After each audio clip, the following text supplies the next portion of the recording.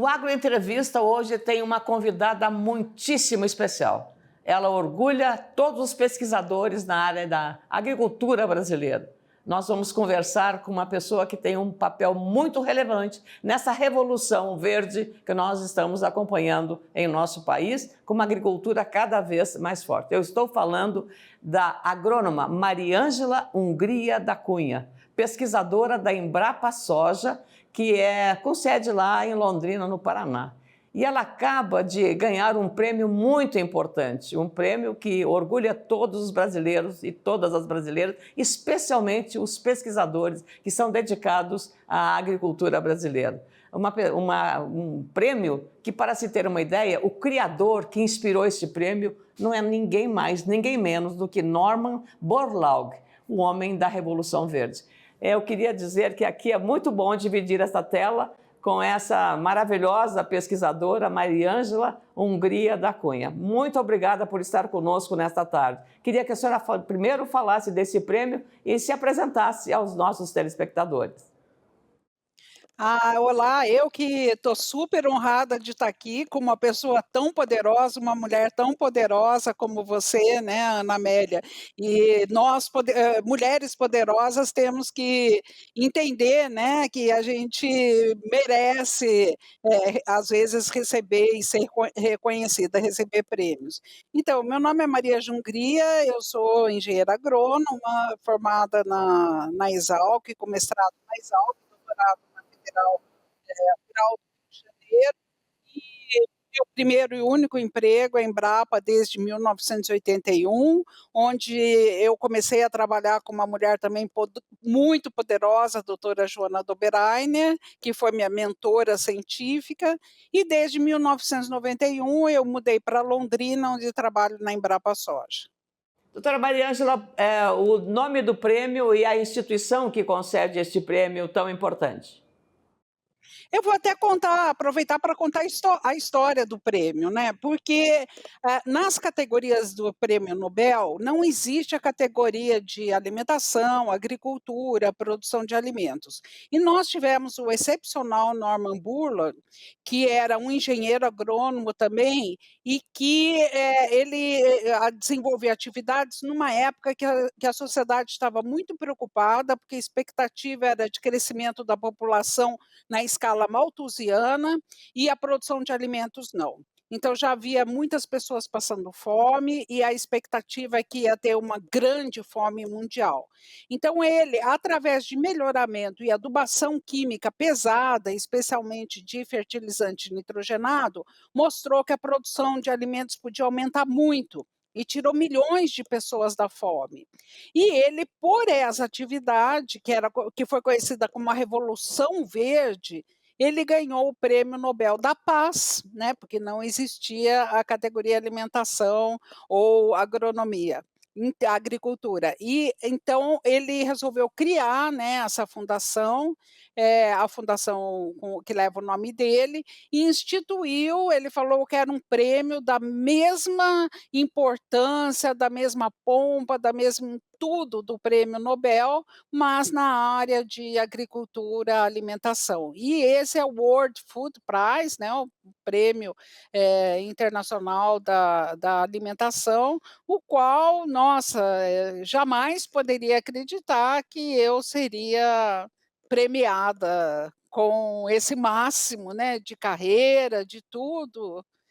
Estou muito emocionada.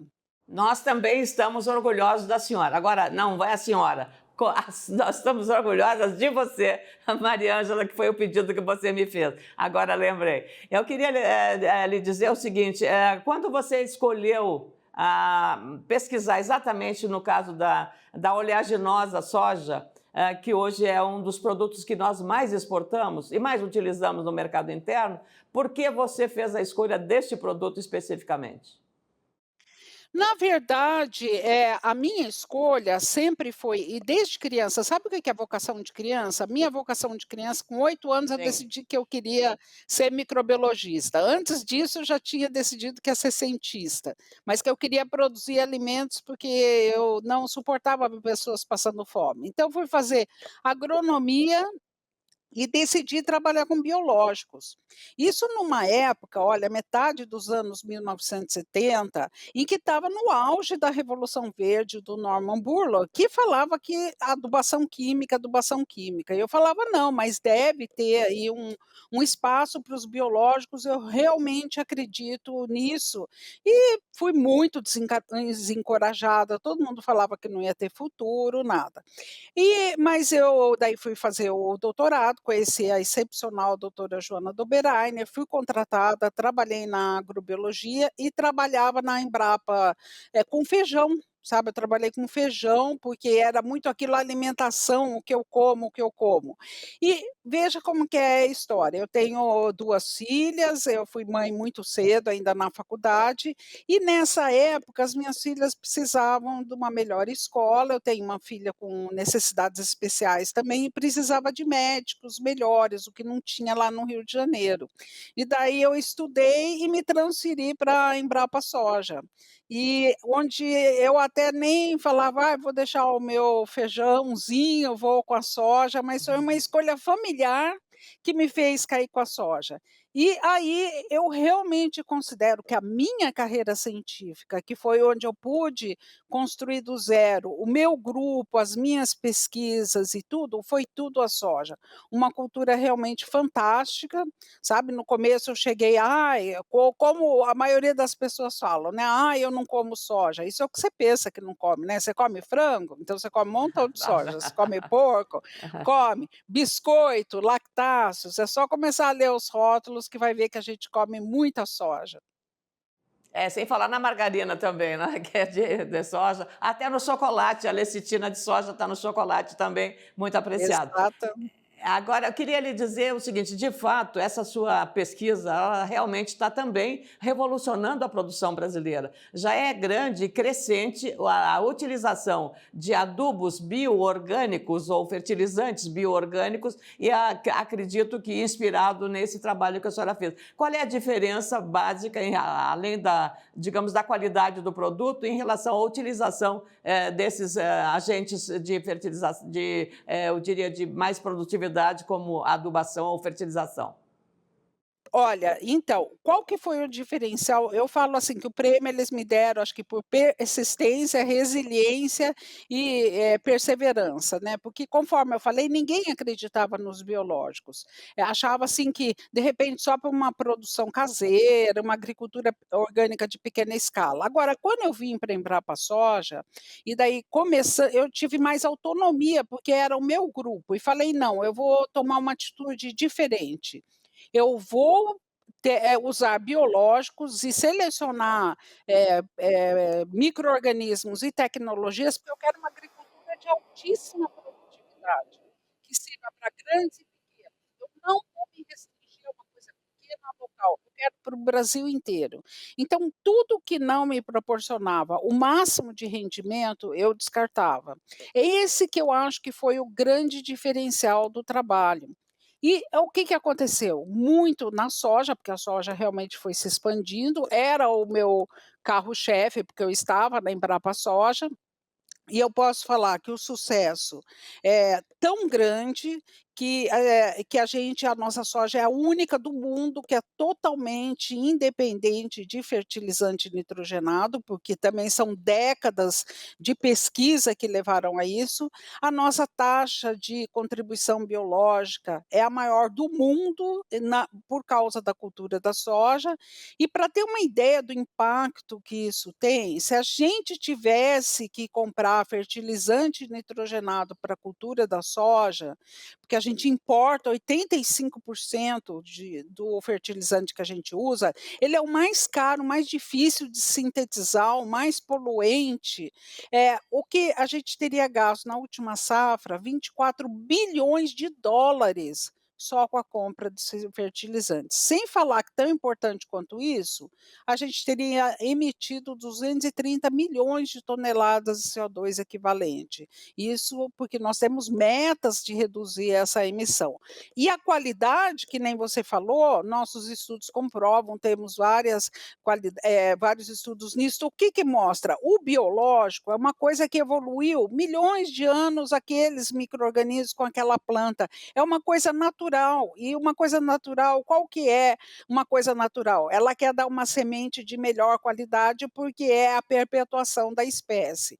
Então, nossos estudos mostram que não só a produção é maior, como a gente tem, por exemplo, maior teor de proteína, que o nitrogênio vai mais diretamente para o grão do que o adubo químico, que não é uma coisa natural, o adubo químico, né? Então, é maior produção e produção de melhor qualidade. Nós temos só 2 minutinhos mais e eu concordo com a senhora, porque vi agora na Itália e também em Portugal a criação, através de resíduos sólidos do lixo, transformar em adubo orgânico, misturando as podas das árvores das cidades ou da zona urbana em um adubo de compostagem. Então, de fato, o mundo caminha para a economia circular e a agricultura parece estar como peça-chave nesse processo, doutora Mariângela. Exatamente. Olha, as pessoas estão indo para os biológicos, por orgânicos, por 2 razões. Como a gente pega países em desenvolvimento como o nosso, é muito custo. Aqui os químicos são muito caros e a gente, conforme eu falei, importa quase todos eles. E nos países mais desenvolvidos, pela qualidade, para ser mais amigável com o meio ambiente, para ter melhor qualidade e menos resíduos na comida. Então, de um jeito ou de outro, todo mundo está procurando por biológicos. Nós vamos para um breve intervalo desta conversa muito importante com a doutora Mariângela Hungria. Voltamos em seguida. Fique aí nos acompanhando.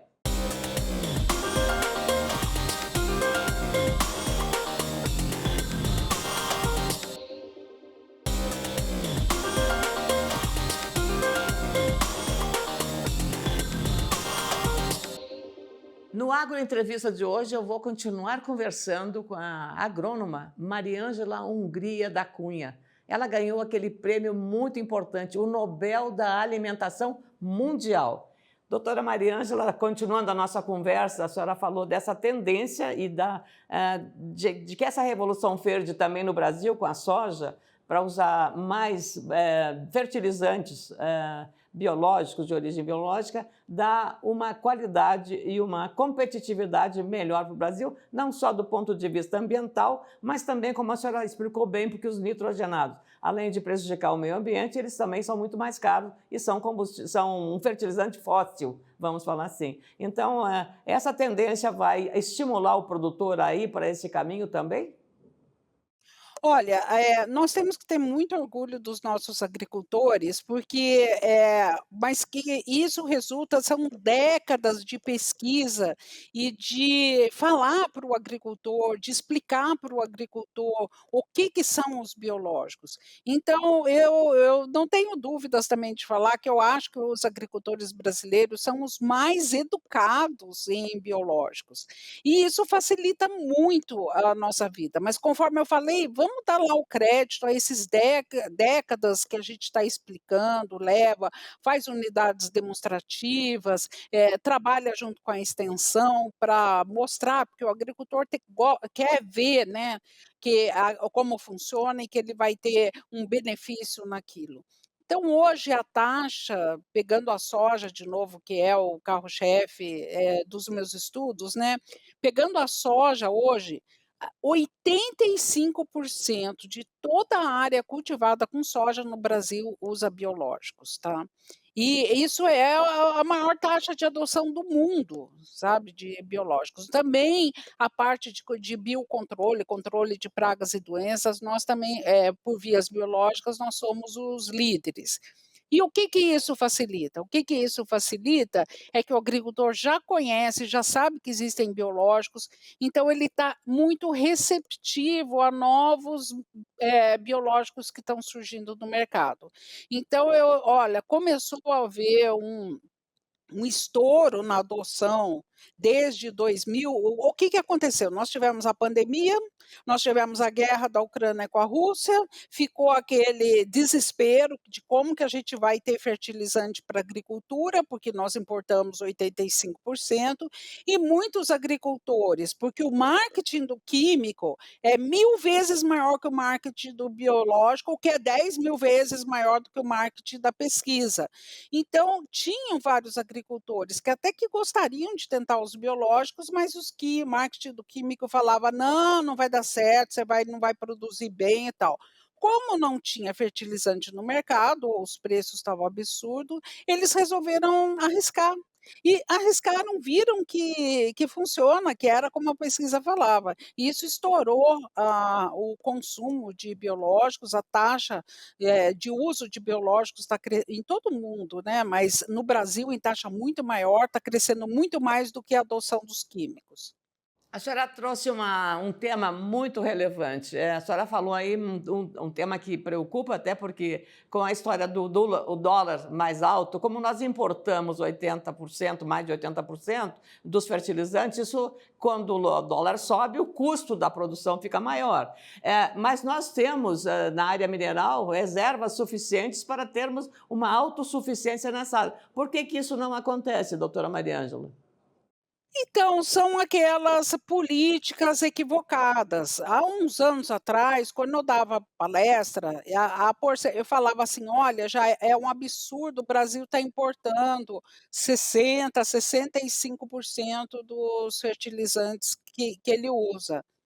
De repente, desmantelaram as indústrias, não houve, incentivo, passou para 85%. Agora foi feito o Plano Nacional dos Fertilizantes, um plano excelente, e ele visa ter linhas de crédito e estimular a voltar a produzir fertilizantes químicos. Porque como pode? Olha só, Ana Amélia, como que pode um país onde a agricultura é muito importante, tanto para a nossa alimentação da sua própria população, como para a exportação, ser totalmente dependente, da importação de adubos químicos.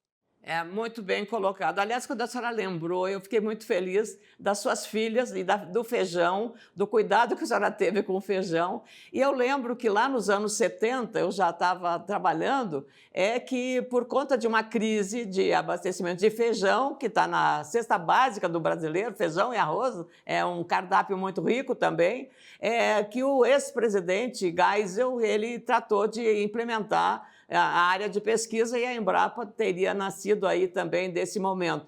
Hoje, na área do feijão, que a senhora mencionou aqui, que é um prato indispensável para os brasileiros, nós estamos também evoluindo bem nas variedades, e em relação à soja, as variedades usadas no Brasil servem para todo o território brasileiro, de dimensões continentais, com áreas diferentes, de climas diferentes, solo diferente?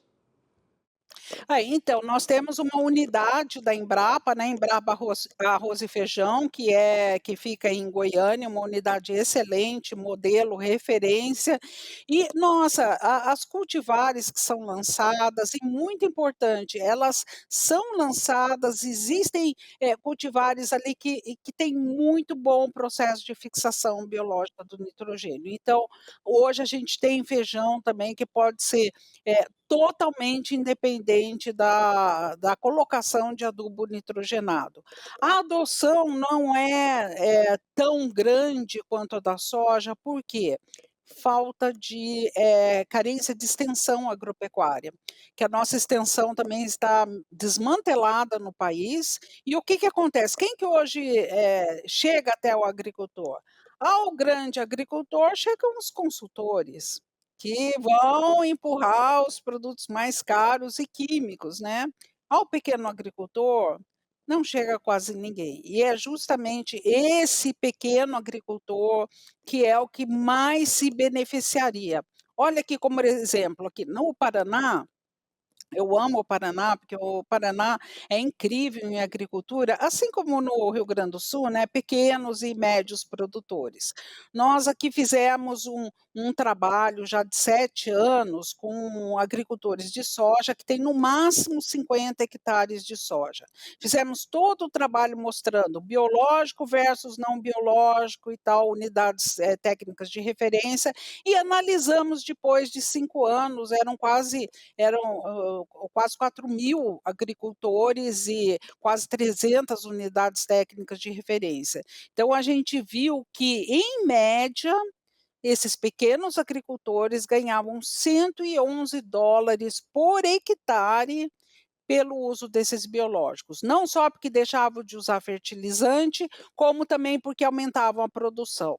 E para um pequeno agricultor ganhar numa das culturas que ele faz ali nos 4 meses, 4, 5 meses, ganhar $111 por hectare, esse é o dinheiro dele, que ele vai, comprar um trator novo, vai colocar a internet na casa melhor para o filho não ir embora para a cidade, é o dinheiro que ele pode melhorar de vida.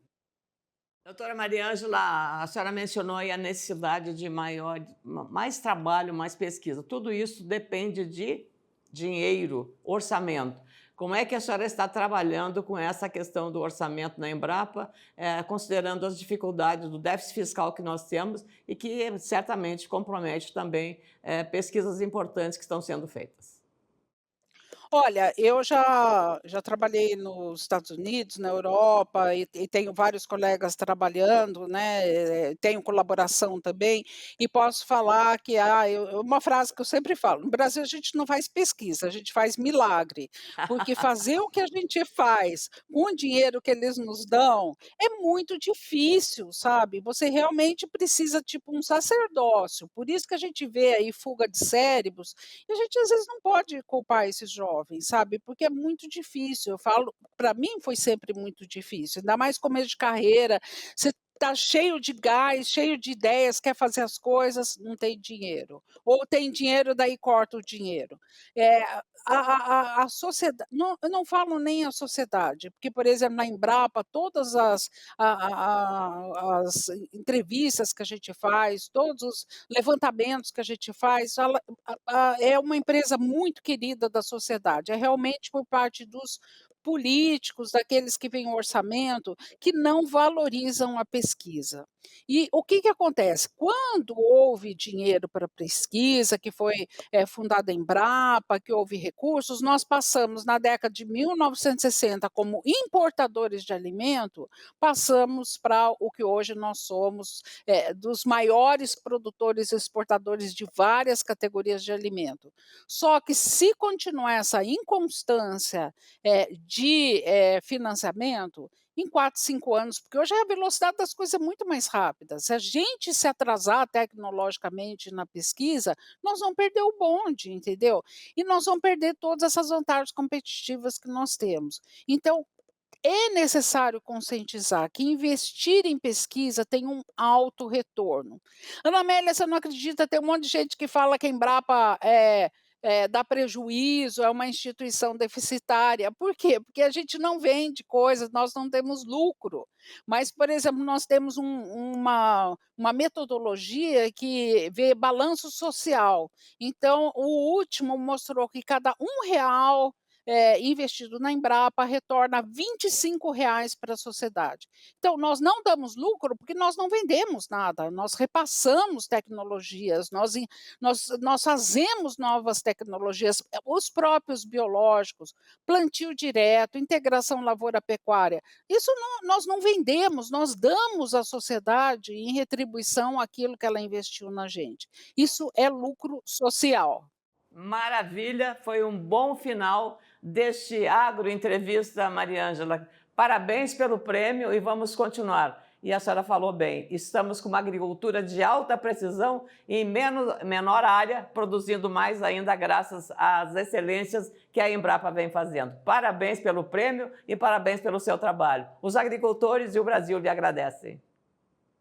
Eu que agradeço a oportunidade de estar aqui, muito honrada mesmo. Muito obrigada, pois encerramos esse Agro Entrevista com essa premiadíssima agrônoma brasileira, que está nos orgulhando muito por ter recebido esse prêmio mundial da alimentação, um Nobel da alimentação. Muito obrigada mais uma vez pelo trabalho que ela e a sua equipe da Embrapa, a Embrapa Soja de Londrina, no Paraná, vem fazendo pelo Brasil.